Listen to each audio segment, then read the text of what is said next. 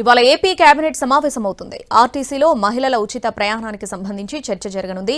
ఇప్పటికే ఈ పథకం విధి విధానాలు ఖరారయ్యాయి. ఈ నెల 15 నుంచి ఈ పథకం మొదలు కానుంది. ఎంపిక చేసిన 5 రకాల బస్సుల్లో మాత్రమే రాష్ట్ర వ్యాప్తంగా ప్రయాణం చేసే అవకాశం ఉంది. సమావేశంలో చర్చించి ఆమోదించనుంది ప్రభుత్వం. అలాగే నాలా చట్ట సవరణకు కేబినెట్ ఆమోదం తెలిపే అవకాశం కనిపిస్తుంది. టూరిజం ప్రాజెక్టులు, కొన్ని కీలక సంస్థలకు సంబంధించి భూ కేటాయింపులు జరగనున్నాయి.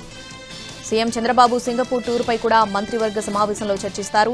నాలా చట్ట సవరణకు సంబంధించి కేబినెట్ నిర్ణయం తీసుకోనుంది. వ్యవసాయ భూమిని వ్యవసాయేతర అవసరాలకు ఉపయోగించుకోవడమే నాలా చట్టం. ఈ చట్టంలో కొన్ని మార్పులు చేయడానికి ప్రభుత్వం రెడీ అవుతుంది. కేబినెట్ సమావేశంలో చర్చించి నిర్ణయం తీసుకోనున్నారు.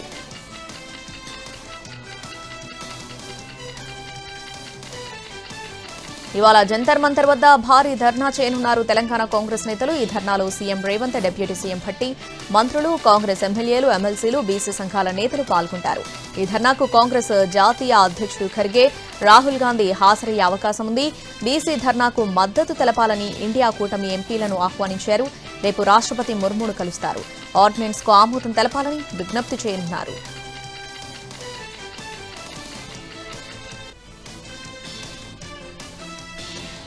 కాళేశ్వరం కమిషన్పై చర్చించేందుకు ప్రత్యేకంగా అసెంబ్లీ సమావేశాలు నిర్వహించేందుకు కాంగ్రెస్ ప్రభుత్వం సన్నద్దమవుతుంది. ఢిల్లీ పర్యటన తర్వాత అసెంబ్లీ సమావేశాల తేదీ ఖరారయ్యే అవకాశం ఉంది. ఆగస్టు 2వ వారంలో అసెంబ్లీ కౌన్సిల్ ఏర్పాటు చేయాలని ఆలోచన చేస్తున్నట్టు తెలుస్తోంది. 2 సభల్లో కమిషన్ నివేదికను ప్రవేశపెట్టనున్నారు. కాళేశ్వరం కమిషన్లో కేసీఆర్, హరీష్ రావు, ఈటల పేర్లను ప్రస్తావించారు. కేసీఆర్ ని అసెంబ్లీకి రప్పించే వ్యూహంలో సర్కారున్నట్లు తెలుస్తోంది. ఆయన సమక్షంలోనే కాళేశ్వరం కమిషన్ నివేదికపై చర్చించాలని చూస్తోంది.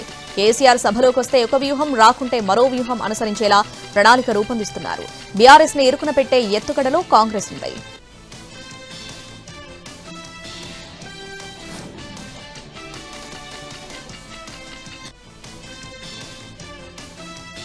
హరీష్ రావు వ్యాఖ్యలపై మంత్రి ఉత్తమ్ కుమార్ రెడ్డి ఆగ్రహం వ్యక్తం చేశారు. ఫామ్ హౌస్ లో మామ డైరెక్షన్, పార్టీ ఆఫీసులో అల్లుడి యాక్టింగ్, ఇకనైనా ఆపాలని విమర్శించారు.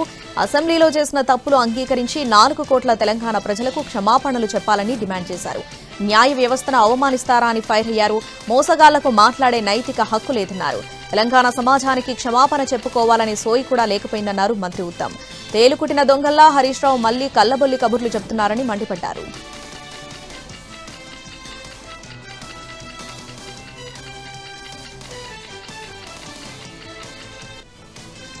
ఢిల్లీలో కేంద్ర మంత్రి నితిన్ గడ్కరీతో మంత్రి కోమటిరెడ్డి వెంకటరెడ్డి భేటీ అయ్యారు. తెలంగాణలో జాతీయ రహదారుల ప్రాజెక్టుపై ప్రధానంగా చర్చించారు.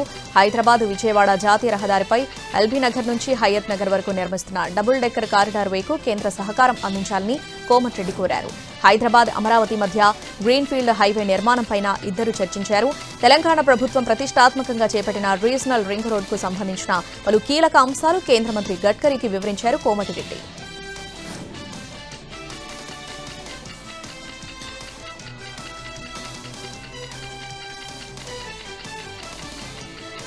ఫోన్ ట్యాపింగ్ కేసులో కేంద్ర మంత్రి బండి సంజయ్ సిట్ విచారణకు హాజరు కానున్నారు. ఈ నెల 8న విచారణకు రానున్నట్లు పోలీసులకు సమాచారం ఇచ్చారు.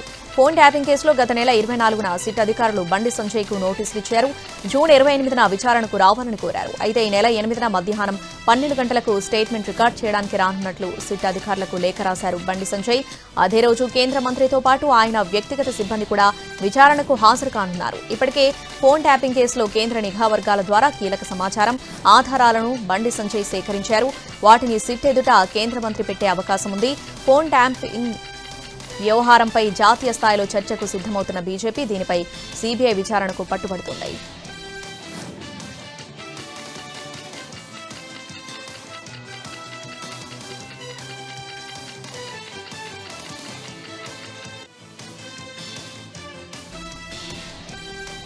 తెలంగాణ లోకల్ రిజర్వేషన్ వివాదంపై తీర్పు రిజర్వ్ చేసింది సుప్రీంకోర్టు. వచ్చే శుక్రవారం కల్లా లిఖితపూర్వక వాదనలు సమర్పించాలని 2 పక్షాలను ఆదేశించింది. తెలంగాణలో వరుసగా 9, 10, 11, 12 తరగతులు చదివితేనే లోకల్ రిజర్వేషన్ వర్తిస్తుందన్న నిబంధనలను సవాల్ చేశారు నేటి విద్యార్థులు. దీనిపై సుప్రీం సీజేఐ ధర్మాసనం విచారణ జరిపింది. తెలంగాణలో జన్మించి పై చదువుల కోసమో లేక తల్లిదండ్రుల బదిలీలతో 2 ఏళ్లు బయట చదివితే రిజర్వేషన్ నుంచి తప్పిస్తారా అని ప్రశ్నించారు బీఆర్ గవాయ్.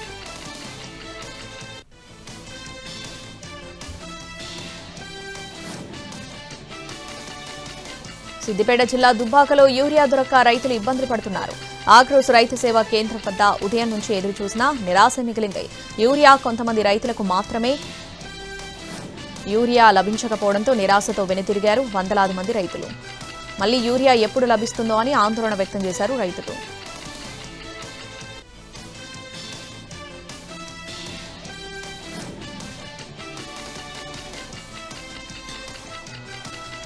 ఫోన్ ట్యాపింగ్ కేసులో ప్రధాన నిందితుడు ప్రభాకర్ రావు బెయిల్ వ్యవహారంపై సుప్రీంకోర్టులో విచారణ జరిగింది. ప్రభాకర్ రావు ముందస్తు బెయిల్ను రద్దు చేయాలని కోరుతుంది తెలంగాణ ప్రభుత్వం. ట్యాపింగ్ కేసులో విచారణ జరుగుతుందని స్టేటస్ రిపోర్ట్ దాఖలు చేయడానికి 2 వారాల సమయం కావాలని సుప్రీంకోర్టును కోరారు ప్రభుత్వం తరపు న్యాయవాది సిద్ధార్థ లిబ్రా. దీంతో తదుపరి విచారణ ఈ నెల 25వ తేదీకి వాయిదా పడింది.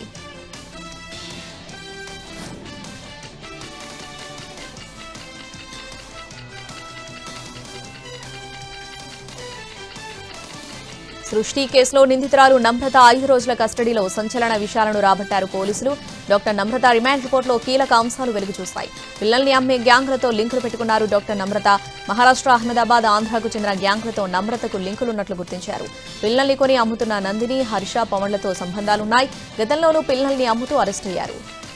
నందిని, హర్ష, పవన్ ఒక్కొక్క పిల్లాన్ని 3 నుంచి 5 లక్షల రూపాయలిచ్చి కొనుగోలు చేస్తున్నారు డాక్టర్ నమ్రత. ఐవీఎఫ్ కోసం వచ్చే దంపతులను సరోగసి వైపు మళ్లించి అక్రమాలకు పాల్పడుతున్నారు. హైదరాబాద్లోని మరొక 4 సెంటర్లు కూడా పిల్లల్ని అమ్మినట్టు గుర్తించారు.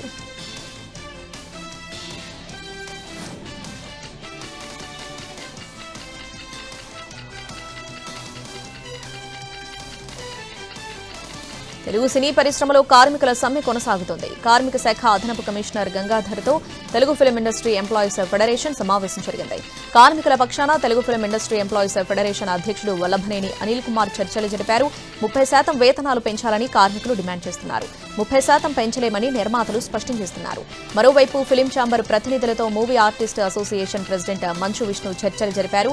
ఫిలిం ఛాంబర్తోనే మా అసోసియేషన్ కలిసి వెళ్తుందని చెప్పారు మంచు విష్ణు. అలాగే సినీ కార్మికుల సమ్మెపై మెగాస్టార్ చిరంజీవి ఇంట్లో నిర్మాతలు సమావేశమయ్యారు. షూటింగ్స్ ని సడన్ గా ఆపేయడం భావ్యం కాదని చిరంజీవి అభిప్రాయపడ్డారు. కార్మికుల వెర్షన్ కూడా తెలుసుకుంటారని నిర్మాతలతో చెప్పారు.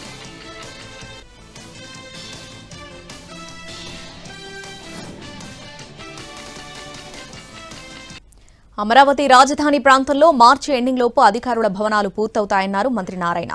లేఅవుట్ రోడ్ డిజైన్ కూడా త్వరలో ప్రారంభమవుతాయని చెప్పారు.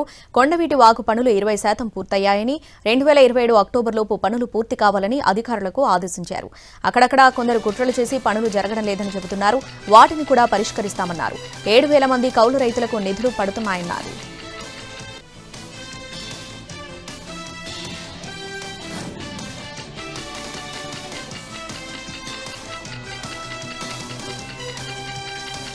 అమరావతిపై మాజీ సీఎం జగన్ కీలక వ్యాఖ్యలు చేశారు. అమరావతిలో అవినీతికి అంతు లేకుండా పోతుందన్నారు. చదరపు అడుగుకు 4,000 ఖర్చు పెడితే 5 స్టార్ సదుపాయాలు వస్తాయన్నారు. అమరావతిలో మాత్రం చదరపు అడుగుకు 10,000 ఖర్చు చేస్తున్నారని చెప్పారు. మొబిలైజేషన్, అడ్వాన్స్ల పేరిట దోపిడీ చేస్తున్నారని ఆరోపించారు. 10% ఇచ్చి 8% కమిషన్లు వసూలు చేస్తున్నారని ఆరోపించారు జగన్.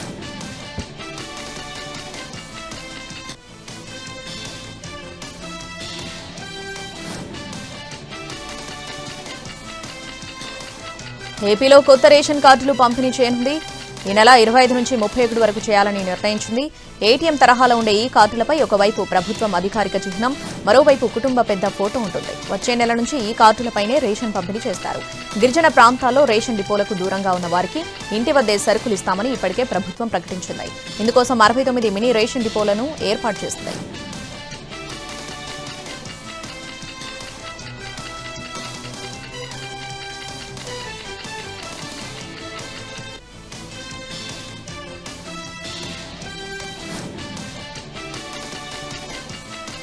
ఆంధ్రప్రదేశ్ మద్యం కుంభకోణం కేసులో A1గా ఉన్న నిందితులు రాజ్కేశ్ రెడ్డి ఏసీబీ కోర్టులో మరో పిటిషన్ దాఖలు చేశాడు. ఆ మధ్య హైదరాబాద్ శివార్లోని ఓ ఫామ్ హౌస్లో సీజ్ చేసిన 11 కోట్ల రూపాయలను సిట్ ఆఫీస్కు తీసుకువెళ్లిన సీసీటీవీ ఫుటేజ్, సిట్ కార్యాలయం నుంచి మాచవరం ఎస్బీఐకి తరలించిన సీసీటీవీ ఫుటేజ్ ఇవ్వాలని పిటిషన్లో కోరాడు. డబ్బు సీజ్ చేసిన ఫామ్ హౌస్ వర్ధమాన్ కాలేజ్ దగ్గర 2 వారాల ముందు వరకు ఉన్న సీసీటీవీ ఫుటేజ్ ఇవ్వాలని పిటిషన్లో డిమాండ్ చేశాడు రాజ్కేశ్ రెడ్డి.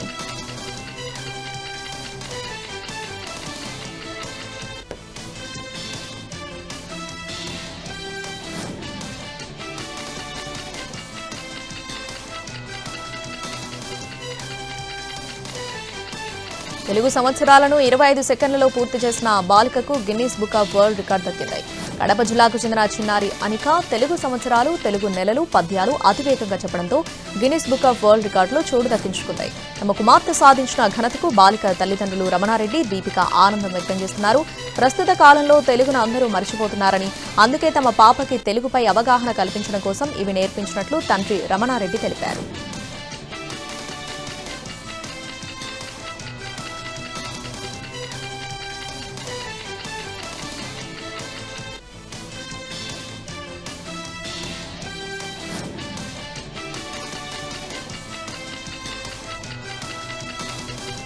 లోక్సభ ప్రతిపక్ష నేత రాహుల్ గాంధీకి ఇండియా కూటమి మద్దతుగా నిలిచింది. 2000 కిలోమీటర్ల భారత భూభాగాన్ని చైనా ఆక్రమించిందన్న రాహుల్ మాటలను సుప్రీంకోర్టు తప్పుపట్టింది. నిజమైన భారతీయులెవరూ అలా మాట్లాడబోరని ఆగ్రహం వ్యక్తం చేసింది. రాహుల్పై సుప్రీంకోర్టు చేసిన వ్యాఖ్యలు నిరాధారమైనవని, రాహుల్ వ్యాఖ్యలు సరైనవేనంటూ ఇండియా కూటమిలోని పార్టీలు అభిప్రాయపడ్డాయి.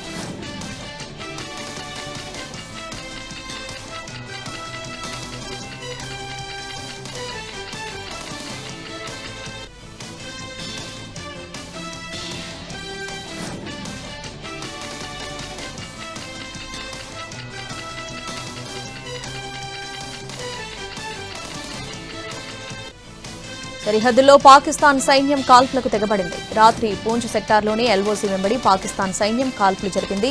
పాక్ సైన్యం షెల్లింగ్ మొదలుపెట్టడంతో భారత ఆర్మీ వెంటనే అప్రమత్తమైంది. పాక్ ఆర్మీ కాల్పులను ధీటుగా తిప్పికొట్టింది. ఇరు వర్గాల మధ్య దాదాపు 15 నిమిషాల పాటు ఫైరింగ్ జరిగినట్లు సైనిక అధికారులు తెలిపారు. ఆపరేషన్ సింధూర్ ఆ తర్వాత భారత్ పాక్ మధ్య యుద్ధ వాతావరణం ఏర్పడి కాల్పుల విరమణ కుదిరాక పాకిస్తాన్ కాల్పులకు దిగడం ఇదే మొదటిసారి.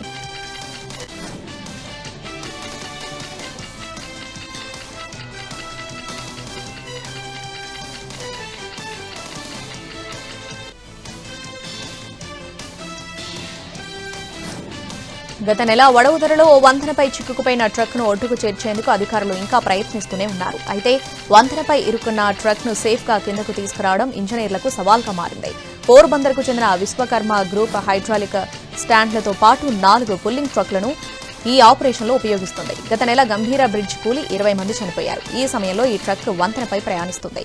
ప్రమాద సమయంలో లారీకి అటూ ఇటూ ఉన్న బ్రిడ్జ్ కుప్పకూలింది. ట్రక్ మాత్రం అక్కడే ఉండిపోయింది.